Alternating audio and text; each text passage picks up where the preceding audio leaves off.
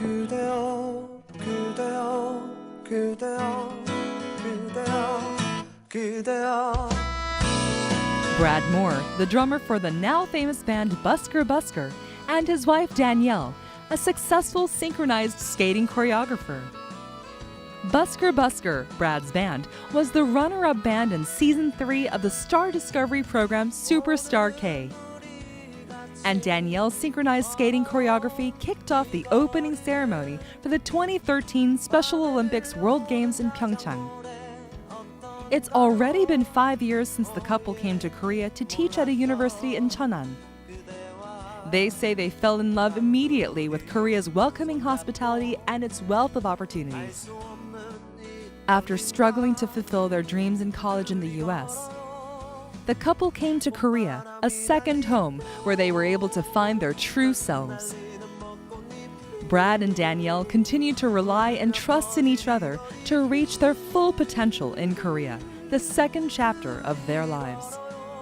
I'm kind of uptight and organized and Join me, Susan Lee MacDonald, and hear the inseparable couple Brad and Danielle tell their roller coaster story of love and dreams for the first time on Arirang's The Interview. First of all, I'd like to say hello and welcome to The Interview. oh, thanks for having us. So this is Danny, yes? Yes, Danny. And Brad. And I'm Susan, as you know. Yeah. Is this the first time that you've worked with people from Arirang? No, we've worked with them before. Yeah, we've run into them a couple times, but not as much as we like. Yeah. It's normally a bunch of it's a fun time. like having used translators and stuff, but working with Arirang, the English, yeah. Yeah. So it's nice to be able to kind of speak in English for an interview for a yeah, change. we rarely get to do that. Yeah. Awesome. Well, let me say hello to our audience and we'll start our show. Okay. Hello, everyone. Hi, I'm Susan MacDonald and welcome back to The Interview. Today we have two very special entertainers here on our show. We've got Brad Moore and we've got Danny Bacon.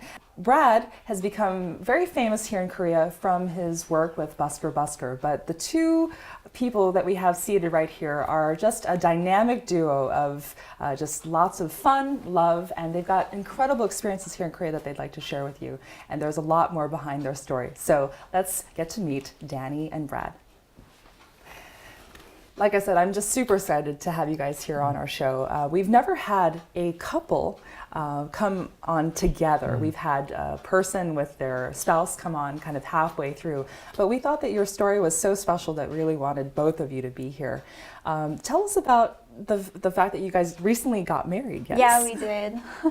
We did recently get married in August, actually. Congratulations. Yeah. And we got married here in Korea, so it was a lot of fun because we did we wore hanbok and everything for the wedding. And nice. Yeah, our families came and they wore hanbok as well, which was really exciting for them. So cool. Yeah. So what was it that made you decide to do a traditional Korean wedding? Just why not? Like, we're not very traditional people, so we weren't ever really interested in having a wedding, but being here, we're like, the hanbok is so beautiful, and why not? It's just, let's do it. Brad, what did you think when you saw Danny in her hanbok? I always giggle when I ever see anyone in hanbok. It looks good. Looks really good. It's really an interesting, a traditional dress, but yeah, it is so beautiful. But once you put it on, I mean, it's uncomfortable. Beauty is pain. Oh yeah. With traditional Korean clothing, That's true. I mean, everything down to they have special hanbok socks that they kind of remind me of like what the Munchkins would wear on Wizard of Oz. They come to a point, and so with our big, white foreigner feet trying to squeeze in, it was quite painful. And even so, at the end of the night, you could see like.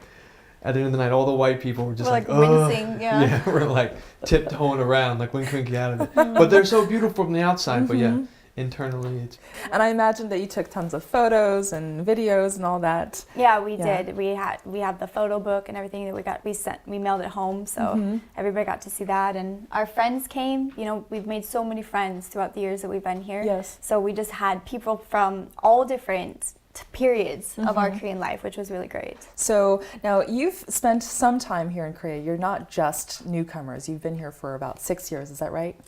Five maybe? Around 5? yeah, 5 years. About 5 years. About 5 Okay. years, yeah. So tell us about what first brought you here to Korea. What was the charm of Korea at that time for you? Well, we just graduated and we were jobless and we really wanted to have a job together, but we had completely different majors. And so, you know, we were thinking about what could we do. And I really wanted to travel abroad. And so, you know, I started just job searching. Like our university has like a career services website. So I just started searching and Korea popped up as an opportunity. And, you know, I talked to him about it. He was up for it. And so we just applied and it just, I mean, it just, you know, just kept rolling and we ended up here.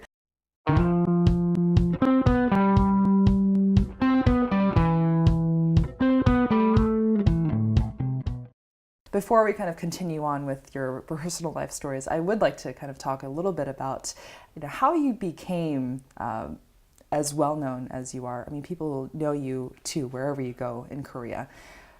Tell us about this Busker Busker group of 3 folks, but I understand that it didn't originate as a 3-person group, that it started from a busker art group with many people that a lot of people could join. So tell us about how you got onto the show. The Busker Busker art group is a group of students from Cheonan. Cheonan is south of Seoul, and it's where we first moved, and there's at least 15 universities in Cheonan. So, I mean, it's like a commuter town of universities. So there's college kids everywhere. And so a group of them started Busker Busker art group, and it was made up of web designers, caricature artists, musicians, and just all kinds of designers and artists. And they were all of our students. So we started getting involved with them, and we became part of like the whole cohort. And so, I mean, we did festivals every weekend, just art projects around Cheonan, anything that we could do in Cheonan. Now, did you have to audition for this group? Did you just join if you were an artist? Oh no, anybody was welcome. We took anybody. Yeah. So if I were a student at that time, I could have joined Busker Busker art group. Okay. Yeah, and I joined. I was a teacher, but you know, and I didn't take art or anything like that, but just however you can help out and anyone that can help out. Because the main thing, the biggest task in the group was before we'd hold a festival, we'd have to clean. And so the parks were so dirty. It was so dirty, so we'd have to go early in the morning and clean up. So if you're willing to clean, you're in the group. And that's all it took. Yeah. And so we'd go there and clean, and then the next week it would get dirty again, so we'd clean again. So you're doing a community service as well as doing a kind of concert / gallery / kind of a cultural exhibition of sorts. Okay. That's exactly what it was, yeah. And how did they come up with the name Busker Busker? Do you know?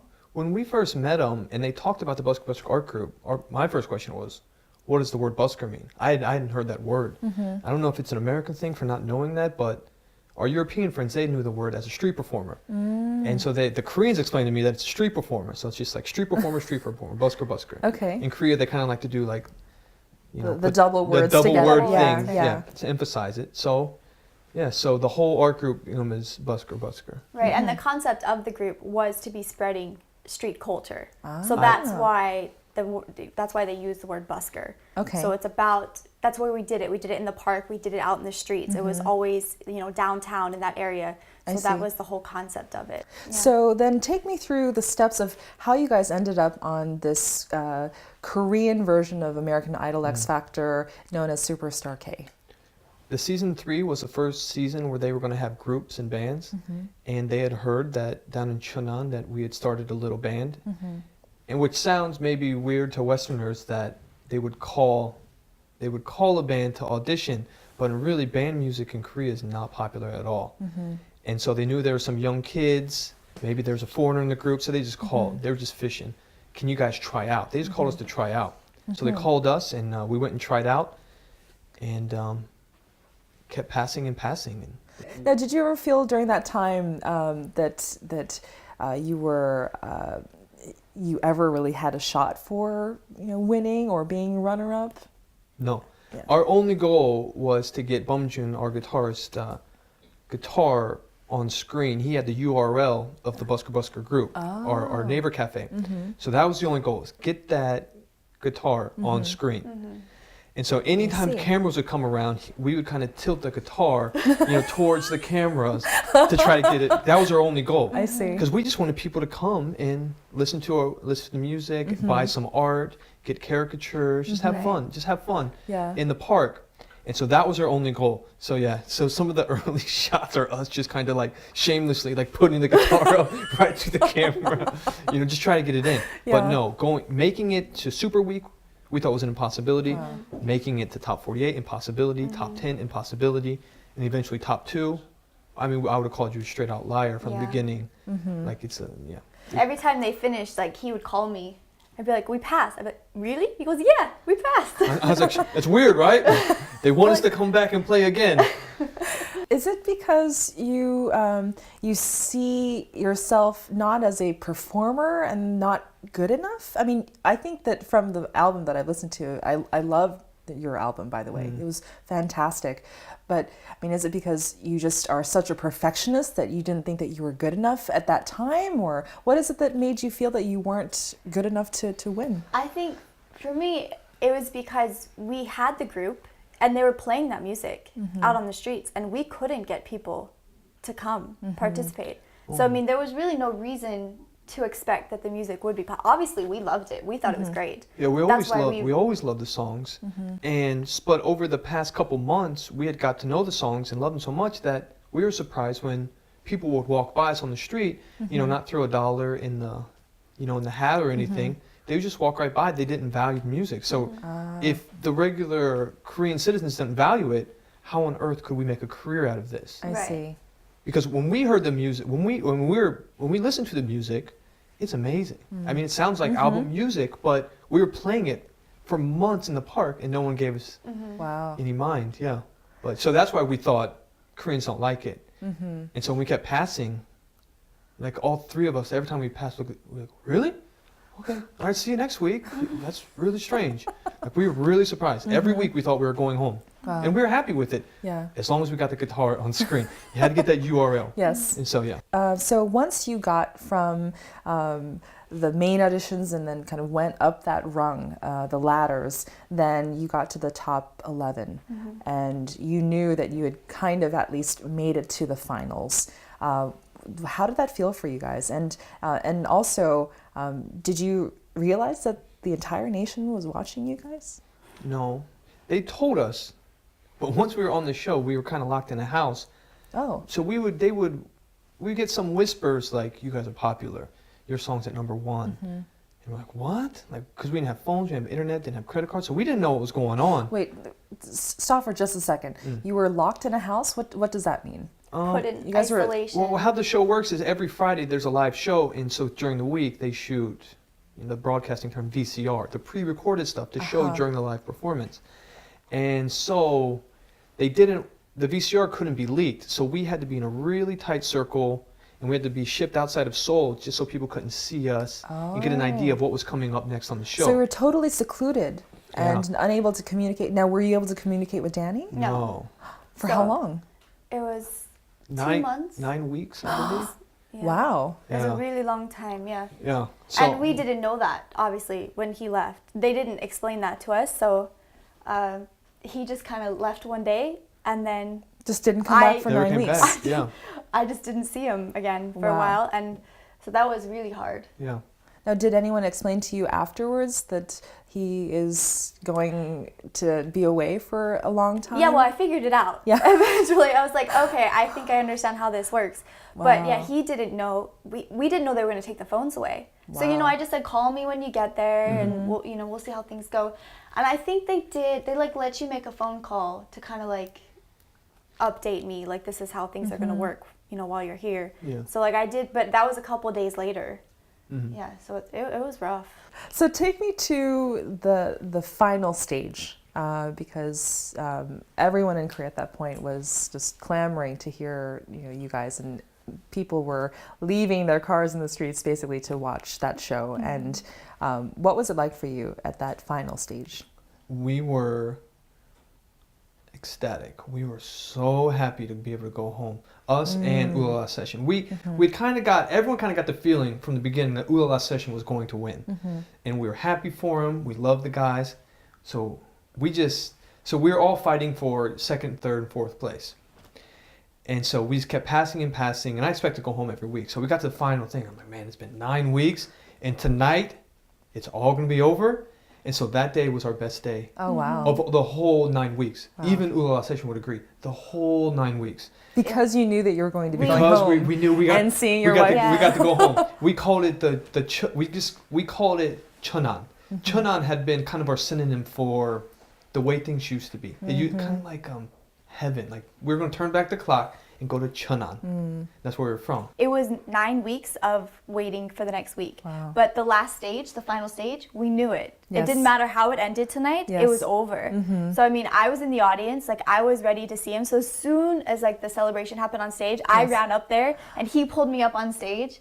Aww. And then we were like attached to like this, like you couldn't pull us apart until like the whole rest of the night. We had to go out to like an after celebration and stuff, Yes. and we were just like right next to each other. Oh, Yeah. So that must have been such a sweet reunion for you guys. Yeah, it felt good. It felt like a bit of normalcy again. Yeah. And as a result of that show and you're being on it, but more really because you guys are fantastic musicians and made an incredible album, everyone in Korea knows who you are. And that must be really a unique experience, because I imagine that because you didn't start off, pounding the pavement and going to agencies to try to become famous, and it just all of a sudden came to you, I'm just curious how that affected you. Yeah, it kind of, after we got off the show, we're so protected, and after we left the show, it kind of slapped us in the face pretty hard. Like we had no idea. Like it was quite a shock. And I remember right after the show, we had to meet up at a shopping mall, and so I mean, like when we went home, we slept for days. Oh, we're so tired. he was so tired. So we slept for days and ate all the foods we couldn't eat in the house, and then we had to exchange a gift that me and Danny had gotten Bumjun, and so we're like, okay, guys, meet us in the mall. And he goes, okay, I'll meet you there. I'm bringing Hyungtae. I was like, cool. So after a couple of days, we meet at the mall. And the mall goes crazy. It was instant chaos. I mean, yeah, people grabbing, running, pictures everywhere. Wow. The security guards were even confused. Like, who are you guys and why are you ruining our mall? We're sorry, we just want to exchange the hat. So we go exchange the hat, and then when we go to leave, I mean, the crowd of girls is just building. And so we eventually had to run home. It was about a block and a half that to our house. we sprinted, all four of us, Wow. just back to the safe haven of our home. And then we locking the door. Was that scary for you? It was. Oh, it was scary. And a little scary, because they would like grab us, like grab our shirts and stuff. And I don't know, maybe it's like the American bubble we have, but but like when they would grab us, it was a little scary. Wow. Yeah. And so the four of us sit in our home that day, and we try to we have to reevaluate everything. Everything's changed. It was like a moment of like we got inside and we're like, okay, we're safe. Then we sat down and we all like caught our breath. We'd been running, and then we're like, okay, things have changed. Our lives are different now, and We have to make a plan. Now, aside from fans, did you ever feel that people that you had worked with the show, or maybe other broadcasting people, ever felt that they crossed the line, so to speak, or made you feel in any way like you owed them for your success? Or did you generally have good relations with the people that you worked with? It's a mix, but yeah, when after we released the album, because basically between the show ending and the album release, we were basically just not in seclusion, but we're just doing our own thing, writing the album and recording the album. And we're all pretty amateurs when it comes to music, so it was a bit of a headache in the studio, but we figured it out. And that was completely composed and prepared by you all, right? Yeah, that was just three of you. Yeah, that was all. We made sure that was in the contract, that we chose the producers, we play our own instruments, because it would been a lot easier if professionals came in and played our instruments for us. And so, but we said, we'd like to try it ourselves, and and our company agreed and said, yeah, go for it, but do it well. So we said, okay. So yeah, so we did it. We did our best. But then once the album released, and it blew up, and it was everywhere. Number one. Yeah. Yes, number one. For a couple of days, it was 1 through 11, all 11 tracks. Wow. Which was really cool. And which is my favorite part about this whole thing is my biggest accomplishment is one of the tracks is only a whistling track of me whistling. And that stayed that was in the top 10 for a while. So my whistling is independently a top 10 hit. That is so cool. It's only like 30 seconds, but it's just a whistling track. Yeah. And that made it, so that's my proudest moment, that my whistling got us in.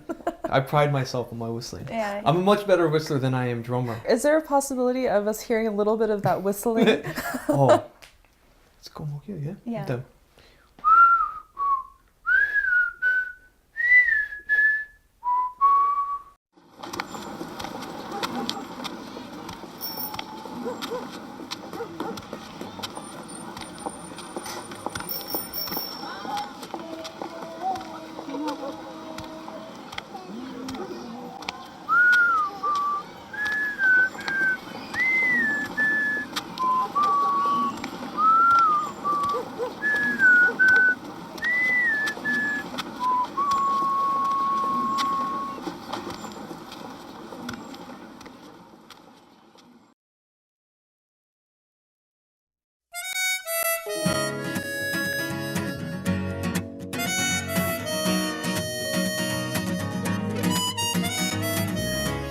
I'd like to switch into talking a little bit about your skills as a drummer and also what you have done for a living for quite some time.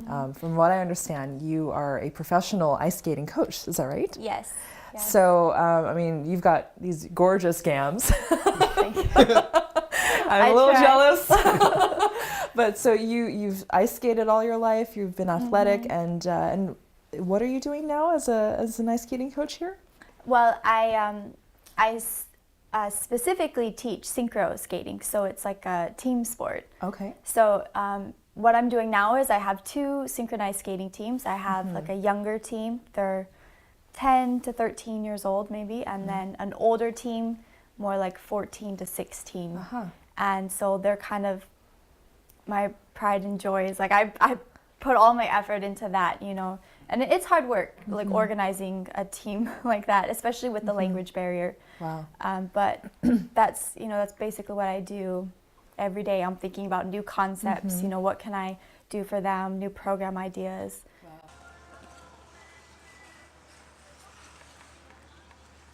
It's 6 a.m. at the Lotte World Indoor Ice Skating Rink located in Jamsil, Seoul. Danny, who choreographed the opening ceremony for the 2013 Pyeongchang Special Olympic World Games, is teaching her students, and her class is all being caught on tape by none other than Danny's husband, Brad. I come with Danny every day and basically do whatever the team needs. Sometimes I film, sometimes I just hang out with the other skating moms or Brad often comes along for Danny's early morning classes. This is how they can begin their weekend together. we work very well as a team. Independently, we're not so successful in Korea. Brad and Danny say that they give each other strength. Not even the languor of weekend mornings and the cold winter morning air can keep them apart.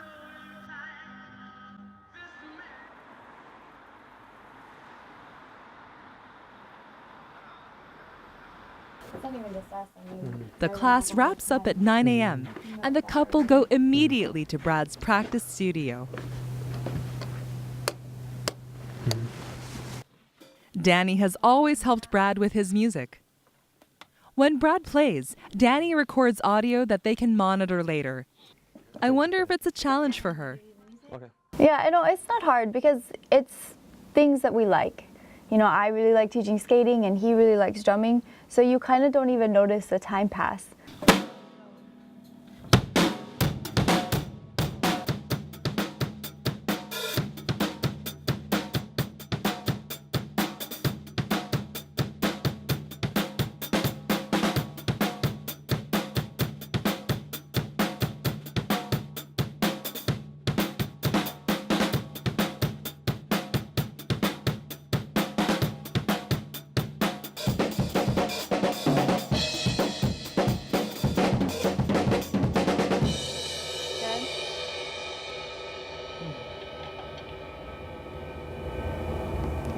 like that one you had at the end. Oh yeah. Here's the original track. And then he's listening to this through his headphones, and he plays the drums and I record it, and then we can listen to the tracks together. So the quality is not so great, but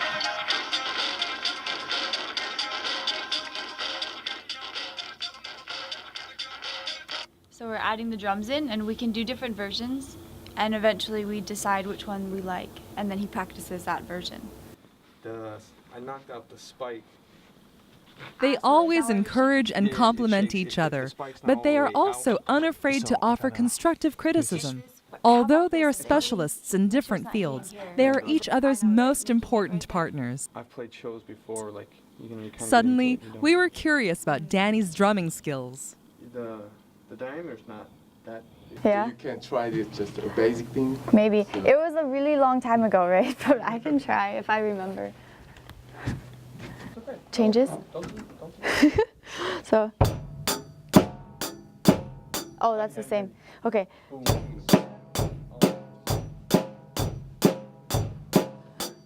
It's so hard. Yeah, we try to do the stroke speed. Yeah, that was way too hard. I can't. On the bass. Oh. Just No, that's too hard. I have to use this one too. I can't. I can't not do something.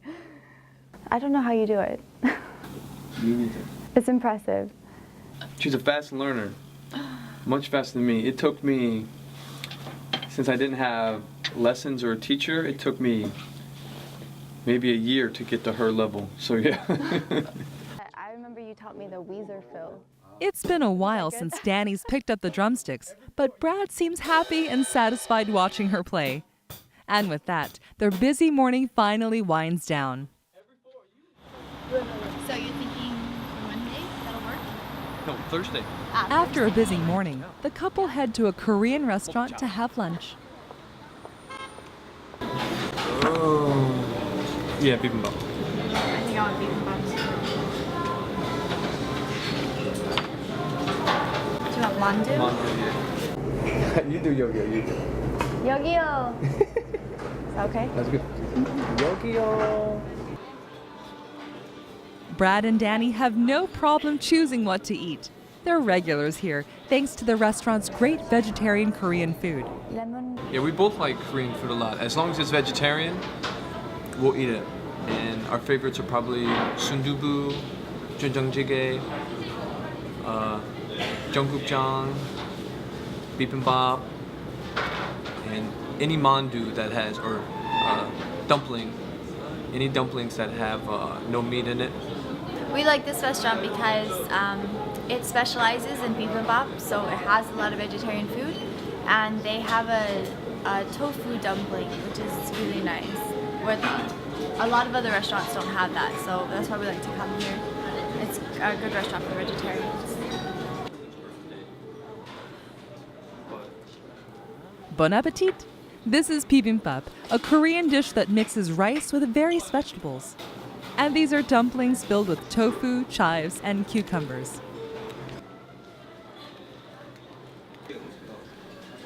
Korean food is perfect for Brad and Danny because it's made with vegetables and rice. After 5 years in Korea, they are now used to the food and to using chopsticks. They've slowly come to integrate parts of Korean culture into their identities. If I never had started a relationship with Danny, I wouldn't have come to Korea. But yeah, my whole life, everything would be different about my life. I hope we're happy in Korea. I hope that it continues to be that way. We have a lot of opportunities here to meet new people, have new experiences, try new things, and I hope that continues. Brad and Danny trust in each other as partners as they build their careers in Korea.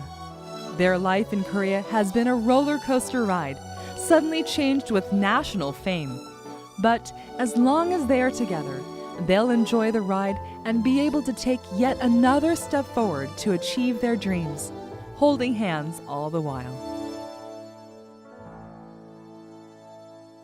You have worked as an ice skating coach, and you're doing this professionally here now. Yes. And you have been working as a musician, drummer for quite some time. How did you get into drumming or percussion? I got into drumming. My brother was a snare drummer in a marching band. So in our house, we always had a snare drum around. So I could always like play on that. And then in the 9th grade, I met these two guys that I really wanted to be friends with. They were like into rock music, punk rock music, and they both play guitar. And so I was like, I bet if I can play drums, they'll let me be their friend. And so I was like, come over to my house. I got a drum. I had a snare drum. And so they came over, and I'm just beating on the snare drum, and they're playing guitar, and that just kind of started everything. So I just started from scratch. My brother tried to teach me some snare stuff, but like the hardcore technicality stuff I'm not so good at. And so I saved up, got a job, saved up for a crappy drum set, and we just started a rock band in my basement. And I was just completely self-taught. I would go in the basement every day and just practice as much as I could, and my parents allowed me to, make all kinds of racket at night. So how does it feel to take this this kind of hobby / interest / passion of yours and do it as a full-time job? Because you also, you both came here as teachers and worked as professors, and now it sounds like you're doing what you really love to do. What does that feel like? Yeah, it's interesting because we are both doing like our hobbies, right? I mean, we came here, we got master's degrees in teaching English as a second language, coming here planning to do that. And then, I'm teaching ice skating and he's doing drumming. So definitely would never have expected that, especially because, I started ice skating when I was like 8 years old maybe. Never thought, this is going to be my job someday and I'll be doing it in a foreign country. So I think it's really special that our hobbies have been able to take us to a place like this and do it as a job. It kind of personally keeps me on my toes because like it's such like a dream, like it could slip away. So we're like saving all of our money because like this isn't going to last. Like we're going to be, we're going to get thrown down to the bottom again, you know what I mean? That's how it feels. Like it doesn't make sense that someone would pay you for what you would do anyways. Yeah, it's quite strange. I'd like to switch gears a little bit and talk a little bit about the work that you did with the Pyeongchang Special Olympics. Right. So how did you get connected to working with the Special Olympics in Pyeongchang? Right, well, that's an interesting story because my older team, they got picked as, it's for the opening ceremonies. They wanted to create the big opening ceremonies, and they had like a little ice rink that they had as part of the ceremonies, and my older team got picked as the skaters for that. And so they kind of came to me and said, we don't have anybody who knows how to work with team skating. Would you mind choreographing and directing, the ice portion of this? Oh, wow. And so, and it kind of, like, when they first introduced it to me, it was kind of a small project, and then it kind of just got bigger and bigger and bigger. Like, they kept adding things to it, and do this too, and do this too. And so it kind of, blossomed into this big thing. But, when I said yes initially, I really didn't know what I was getting myself into. I didn't know it was such a big deal, but I'm really glad that it was something that I was able to do because we had a really great time. It was stressful, of course, but it was great. And Brad, what did you feel when you saw her group of students performing at the Olympics? It was amazing. Just being like, being in Korea for so long, and being in entertainment and everything so unorganized and waiting, just to see like her put everything together in a cohesive thing, and actually it looked amazing. Thank you. It takes Busker months to write a 2-minute song, and she did it just in a couple weeks. This whole orchestrating the whole. It was so difficult. it's an amazing thing. Yeah, that's really fantastic. It seems like you guys are working as a well-oiled machine. The two of you guys have that yin and yang going for you. What do you think are things that are similarities that you have that make you guys strong, and also differences that help keep you guys kind of grounded and strong too? I can think of more differences than similarities. I think that's how yin and yang works. There are definitely more differences. But similarities are just the general principles of... We value the same things? Yeah, I have the same values of like individualness, like, Yeah. Yeah, I don't know how to explain it. But yeah, our core values are the same, just simple in the individuality, but in terms of everything else, How we function. How we function as people is completely different. It's completely opposite. Yeah, I'm kind of uptight and organized and responsible. You don't seem uptight here. You seem very like friendly and relaxed. She said it. She said it. But he's the opposite. He's just disorganized, and you know, so we kind of keep each other in check. Like, he reminds me sometimes that spontaneity is good in life, and I remind him sometimes that a little plan never hurts, you know. So that's kind of how we operate. Yeah. The first time I met Danny, it was in like a club bar in our college town in Ohio, and it was through a friend of a friend. One of my friends was dating one of her friends, and he goes, "Let's go to the club. There's a group of girls there." I'm like, okay. So we go there, and I see them all dancing, and like, we're kind of timid, and like, we're kind of on the dorkier side of the average college student, so we didn't dance or anything. But my friend's like, "No, these girls are okay. We can dance with them." And I thought, I don't know. So we go up and like, "Hi." I mean, that's really the first time I remember him. It's just kind of like, who's that guy standing over there staring like he wants to talk but isn't? Yeah, and then we danced, and you know, it evolved from there, but that's how we met the very first time. I think when he's drumming, he really shines. Like, I think he's really in his element. Even though he doesn't consider it like a big part of his life, I really think it personifies him. She's probably most beautiful when she's dancing. And unlike me, she can dance completely sober, and she seems like she's being her real self, and it's really an amazing thing. Coming from America and then moving to Korea, I think the most important value is individuality. I think all cultures and all people benefit from individuality. If you can just be yourself and just be honest with yourself, most things will work themselves out. The most important value, I think, would be education. I highly value education. I think I'm really lucky to have been able to get the undergraduate education that I received, and then also receive, you know, my graduate education. And I can't imagine what kind of a person I would be if I hadn't. And when I see people who aren't that lucky, I really think it's an unfortunate event that I think everybody should be receiving a great education.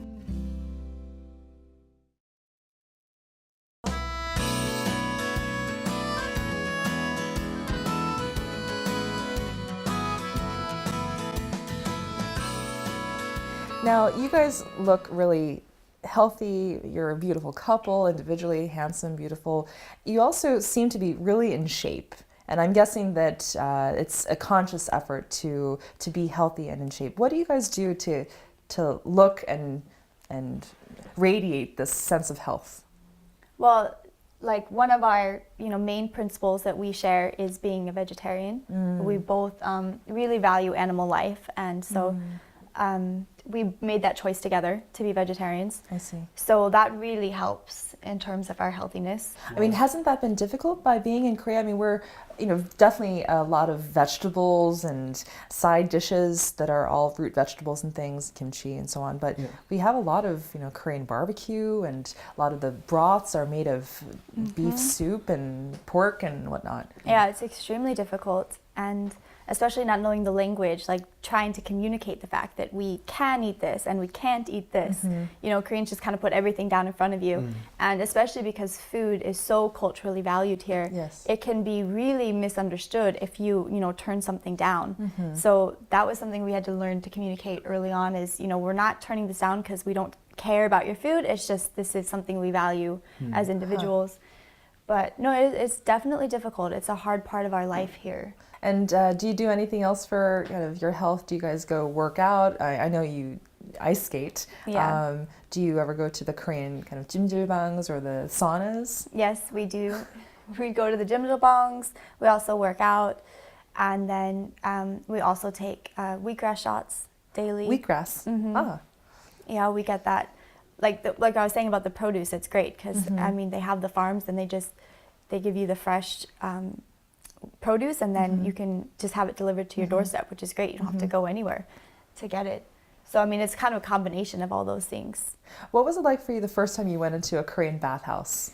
Or some of your experiences being in a bathhouse as a non-Korean? I imagine that, I mean, even when I go, you know, people are like, Yes, they're very curious. Yes. And when people are curious with their Brad's clothes laughing on, over yeah. there. Why are you laughing? We had heard about them. They're like, yeah, it's a bathhouse, and like foreigners like, these are, you know, whenever you get here and like you're a newbie, although the foreigners they tell you the horror stories to try to scare you, and they go, well, there's these jjimjilbangs and everyone's naked and like everyone's like showering like this close, and sometimes they bathe each other, and I'm like, no way. But then so I was like, okay, well that's not necessarily on the bucket list that I need to do, but okay. And then one time we're visiting our friends, and we missed the last subway home, and we've been drinking a little bit, and they go, well, how about we all just go to a jjimjilbang and hang out? And I go, you know what? Let's do it. So I think just having a little bit of alcohol in the system makes it a little easier to take your clothes off that first time. But yeah, but it is nerve-wracking. I mean, but it only takes a couple times, and then you know, It's fine. you just become Korean, and you're So you're walking like around. a regular Korean now, walking around the Walking around, no clothes on, yeah. bathhouse with no clothes on. Yeah. Down in Yeah. Cheonan, we had like a season pass. So Yeah. like we went So you're like, regulars. Yeah, Yeah, we yeah, did. We went weekly. Oh, wow. Sometimes more than once a week. Yeah, we just go after work and just hang out for a couple hours at the Yeah. jjimjilbang. It's really nice.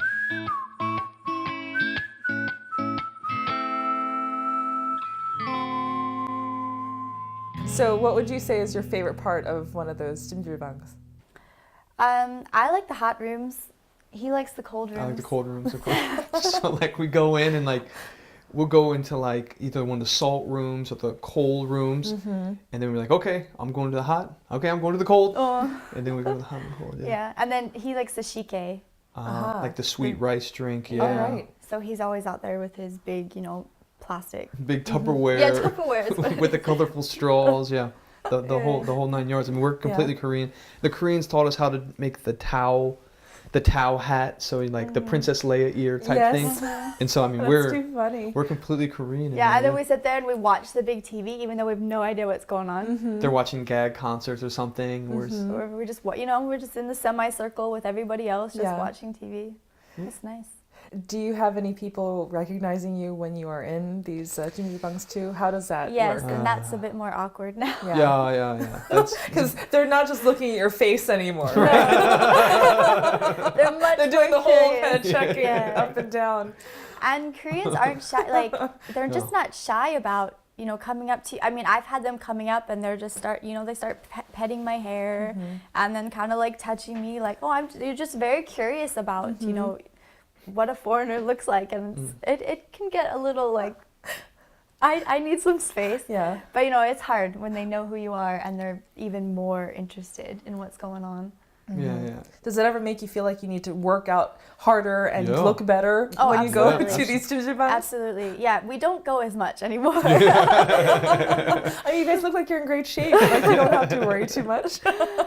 Oh, yeah. But we definitely decreased our jjimjilbang visits Yeah. after Superstar K. So Oh, that's too bad. Well, hopefully you'll be able to go to your nearby jjimjilbang and still experience all the kind of sweating and yeah, the all of sweating. that. You got to sweat, a couple times. Just get it all out there. There you go. In addition to not only the food but the jjimjilbangs, is there any other part of Korean culture that you feel that has really become part of your lives? I think the Korean community, the Korean family, not only has become a part of our lives, we've become a part of it. Right. And it's just because when we got here, we learned that they call, if a guy is a little older than you call him hyung, it means big Or brother, oppa. or oppa coming from a girl, big brother, or big sister. And I was like, I thought that was really strange, because I got confused. I was like, this is your friend, they're not your brother. But like in the Korean community, they are. It is family. And thankfully, they've accepted Danny and I into it. Because foreigners always ask, what's it like being in Korean entertainment? How do they treat you differently? And they don't treat us differently. They treat us like Koreans. And it was the same way when we were teachers. They treat us as Koreans, and it's really nice. It really makes us feel at home, you know, because they don't have to. Because in Korea they have the concept of the foreigner, Yes. but then they don't apply it to us so much anymore. You know what I mean? Do you know the concept of cheong? Mm. How would you describe that is important in your lives? I think just because we are, you know, here alone, we don't have family and we don't have a support structure. I mean, I think without that, I mean, we'd really feel kind of lost and alone. But, you know, once you do feel like you're part of the community, it really makes you, I mean, because like we only planned on staying for a year when we first came. Oh, really? Wow. Yeah. But then we really felt like, you know, we could actually stay here. Like, we feel supported enough that we could make a home here. Wow. So I think, you know, that was obviously Yeah. a big factor in being able to make that decision. Do you feel that among your Korean friends that you're kind of fully accepted as just one of the guys, one of the girls, that you're just Yeah. a true family member? Oh, yeah, absolutely. Yeah. Yeah. And what would you normally do with your Korean friends out and about or at home? Yeah, just, you know, the normal things. Yeah, basically everything that Koreans do or that, you know, we do together. Go to the jjimjilbang together, go to the movies together. Yeah. And it's so funny that that a lot of our friends are either students or just left university. So like they've been pretty busy these past couple of years studying. They take education really seriously. And so, but we've kind of been foreigners in Korea these past 5 years. So we've like found a lot of cool, not touristy things, but things that are more fun about Korea that even our Korean friends don't know about. Like, you know, going to the Blue House. Like they didn't know what the Blue House, or they didn't know you could visit the Blue House. And we're like, yeah, you can go. The presidential palace. Yeah, the right? presidential palace. Like you can go and do a tour. Like, let's do it. Or, you know, like, you know, going to like the cherry blossom festivals, like it's something they didn't get to do because they're so busy studying. And so we get to take them around like all the palaces and stuff and kind of teach them like, you know, this is a war memorial. This is so when funny. Korea was fighting blah blah blah. And they're like, oh. So you've become kind of ambassadors of Korea within Korea Right. for Koreans. Yeah, Yeah. sometimes it does feel that way. Yeah. Yeah. Yeah. that's Taking true, such an active actually. interest in Korea that people in Korea may not even know some of the hot spots that you know. Right. Very cool. Now, as one of the last questions that I'd like to ask you, what are some of your future plans and goals? I imagine that this ride, being here in Korea, has been, you know, it's so thrilling and really amazing. You guys are doing what you love to do. What would you like to see yourself doing in the near future? For me, just keep playing drums. I'm currently doing some collaborations with some like DJs for like house music. So we're gonna like, you know, just try to play that. I mean, just anything involved with drumming that I can. Right. If I can continue drumming, then I'll be happy. Yeah. And studying Korean, we study. Yes.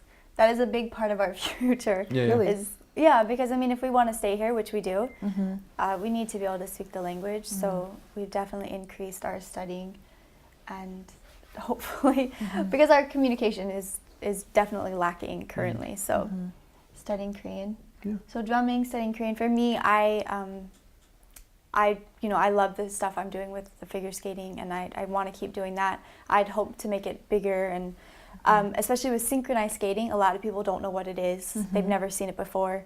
So I'm really hoping that, you know, the public can start to see that. Kim Yuna kind of brought to light the figure skating aspect of things, and now I'm hoping, you know, that we can help that the specific sport of synchronized skating get more public awareness. And yeah, and then eventually we'd like to get back into teaching. We loved teaching. I see. So we'd like to do that again. And maybe if we're feeling really adventurous, we'd like to open like a vegetarian business, you know, restaurant or somehow vegetarian, because I think that Koreans would really be open to the idea, you know, but it just needs to be publicized more, and they just need to have some access to it. So I think all those things, all combined into one. Well, it seems like nothing is impossible for you guys. You guys have been able to kind of follow your dreams and follow your passions. So I don't see why you won't be able to teach in the near future and to achieve your goals, each one of you. And it certainly seems like you have your own support system with each other that you can kind of spur one another on to do what you want to do. So I definitely wish you all the best. I thank you so much for being a part of my show and being the first couple that has been just such a pleasure to work with. Thank you guys so much. Well, thank you for having us. Thank you so much. And we'll see you guys hopefully soon in Yep. your own vegetarian restaurant. Oh, I hope so. Well, yeah, we'll make you something Thank you. special. Awesome. And maybe we can go to cheonggukjang afterwards Yeah, and sweat it all out. Awesome. Thank you guys.